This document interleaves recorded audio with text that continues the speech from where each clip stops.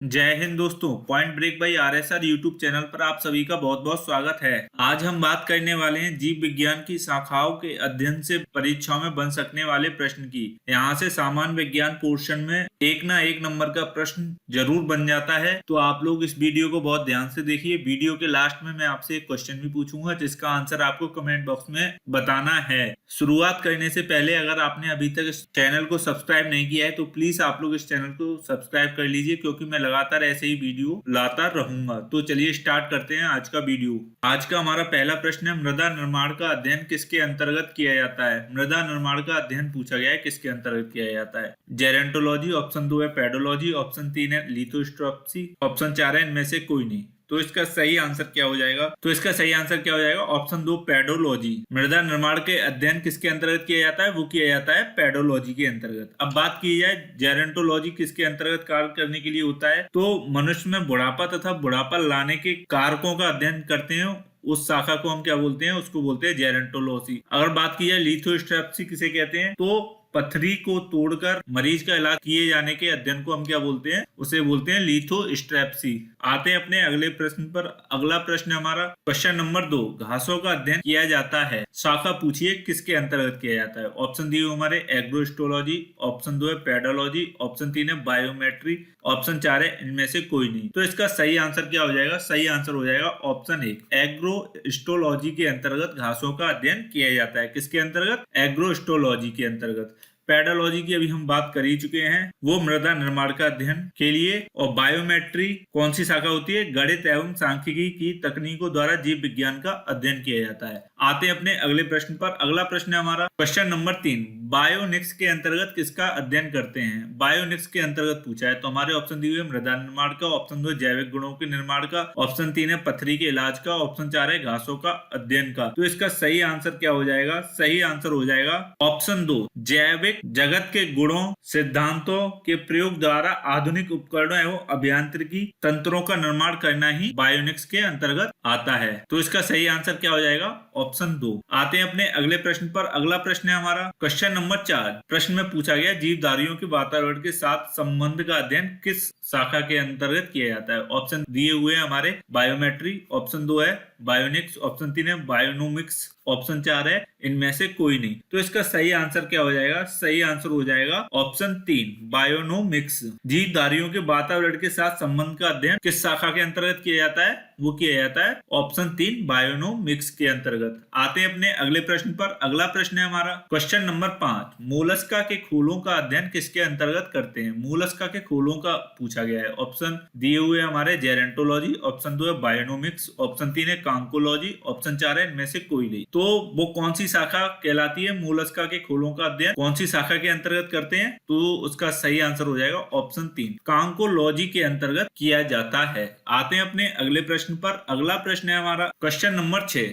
वंशागति का अध्ययन किसके अंतर्गत करते हैं। वंशागति का पूछा हुआ है। ऑप्शन दिए हुए हैं हमारे जेनेटिक्स, ऑप्शन 2 है जेरेंटोलॉजी, ऑप्शन 3 है पेडोलॉजी, ऑप्शन 4 है लिथोस्ट्रिप्सी। तो इसका सही आंसर क्या हो जाएगा? सही आंसर हो जाएगा ऑप्शन 1, वंशागति का जो अध्ययन है वो हम जेनेटिक्स के अंतर्गत करते हैं। आते हैं अपने अगले प्रश्न पर। अगला प्रश्न है हमारा क्वेश्चन नंबर 7, इथोलॉजी के अंतर्गत किसका अध्ययन किया जाता है। इथोलॉजी के अंतर्गत पूछा है। हमारे ऑप्शन दिए हुए मानव सहित सभी जंतुओं के व्यवहार का अध्ययन, ऑप्शन 2 है वातावरण का अध्ययन, ऑप्शन 3 है मोलस्का का अध्ययन, ऑप्शन 4 है आनुवांशिक लक्षणों का अध्ययन। तो इसका सही आंसर क्या हो जाएगा? सही आंसर हो जाएगा ऑप्शन 1, मानव सहित सभी जंतुओं के व्यवहार का अध्ययन इथोलॉजी के अंतर्गत किया जाता है। आते हैं अपने अगले प्रश्न पर। अगला प्रश्न है हमारा क्वेश्चन नंबर 8, मत्स्य की संरचना का अध्ययन किसके अंतर्गत किया जाता है। मत्स्य की संरचना का पूछा गया है यहाँ पर। तो हमारे ऑप्शन दिए हुए हैं इक्थियोलॉजी, ऑप्शन 2 इथोलॉजी, ऑप्शन 3 है पेलिनोलॉजी, ऑप्शन 4 है इनमें से कोई नहीं। तो इसका सही आंसर क्या हो जाएगा?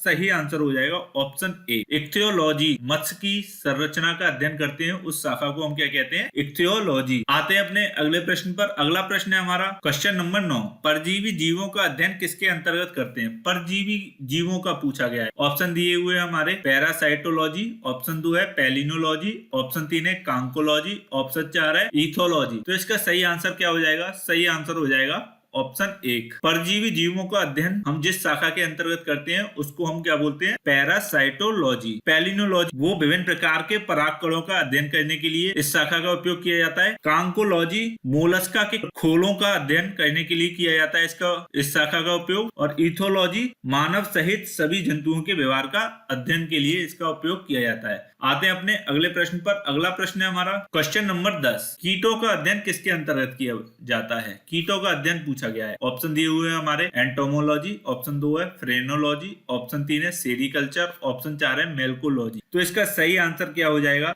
सही आंसर हो जाएगा कीटों का जो हम अध्ययन करते हैं वो एंटोमोलॉजी शाखा के अंतर्गत करते हैं, इसलिए इसका सही आंसर क्या हो जाएगा? ऑप्शन 1। फ्रेनोलॉजी के अंतर्गत हम किसका अध्ययन करते हैं? तो ये कपाल गुहा की संरचना के आधार पर मस्तिष्क के विभिन्न भागों की क्रियाशीलता तथा विक्षिप्तता का अध्ययन करते हैं फ्रेनोलॉजी के अंतर्गत। अब बात की जाए सेरिकल्चर का हम उपयोग क्यों करते हैं, तो ये रेशम कीट पालन के लिए इसका उपयोग किया जाता है। अब बात की जाए मेल्कोलॉजी का उपयोग हम क्यों करते हैं? मेल्कोलॉजी का जो अध्ययन इस शाखा के अंतर्गत हम मोलस्का का अध्ययन करते हैं। किसका अध्ययन करते हैं? मोलस्का का। आते हैं अपने अगले प्रश्न पर। अगला प्रश्न है हमारा क्वेश्चन नंबर 11। अनिर्थोलॉजी के अंतर्गत किया जाता है। अनिर्थोलॉजी के अंतर्गत पूछा गया है, ये एग्जाम में पूछा भी जा चुका है। ऑप्शन दिए हुए हैं हमारे पक्षियों का अध्ययन, ऑप्शन 2 है रुधिर सीरम का अध्ययन, ऑप्शन 3 है अस्थियों का अध्ययन, ऑप्शन 4 है इनमें से कोई नहीं। तो अनिर्थोलॉजी शाखा के अंतर्गत हम किसका अध्ययन करते हैं? वो करते हैं ऑप्शन 1 पक्षियों का अध्ययन करते हैं अनिर्थोलॉजी शाखा के अंतर्गत। अब बात की जाए रुधिर सीरम का अध्ययन हम किसके अंतर्गत करते हैं? कौन सी शाखा के अंतर्गत? वो है हमारी सेरोलॉजी। कौन सी? सेरोलॉजी के अंतर्गत हम रुधिर सीरम का अध्ययन करते हैं।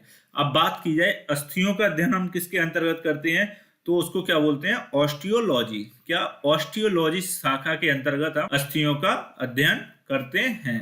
आते हैं अपने अगले प्रश्न पर। अगला प्रश्न है हमारा क्वेश्चन नंबर 12। कैंसर से संबंधित अध्ययन है। कैंसर का अध्ययन हम किस शाखा के अंतर्गत करते हैं, ये पूछा गया। ऑप्शन दिए हुआ है हमारा फिजिकल्चर, ऑप्शन 2 है मेल्कोलॉजी, ऑप्शन 3 है ओंकोलॉजी, ऑप्शन 4 है सेरोलॉजी। तो इसका सही आंसर क्या हो जाएगा? सही आंसर हो जाएगा ऑप्शन 3। कैंसर का जो हम अध्ययन करते हैं वो ओंकोलॉजी शाखा के अंतर्गत करते हैं। तो ये थे आज के हमारे प्रश्न। अब चलते हैं कल के प्रश्न पर जो कि आपसे पूछा गया था। कल का प्रश्न था हमारा, हाल ही में मैनपुरी सैनिक स्कूल का नाम किसके नाम पर रखे जाने की घोषणा की गई है। मैनपुरी सैनिक स्कूल का पूछा गया था, तो इसका सही आंसर क्या हो जाएगा? सही आंसर हो जाएगा ऑप्शन 2 जनरल बिपिन रावत। आते हैं अपने आज के प्रश्न पर। आज का प्रश्न है हमारा, कैंसर से संबंधित अध्ययन है। तो हमारे ये 4 ऑप्शन दिए गए हैं, इनमें से जो भी आंसर सही हो उसको आप कमेंट बॉक्स में कमेंट करके जरूर बताएं। अगर आपको ये वीडियो अच्छा लगा हो तो प्लीज इसे ज्यादा से ज्यादा लाइक और शेयर करें। और आप अगर हमारे चैनल पर नए आए हैं तो हमारे चैनल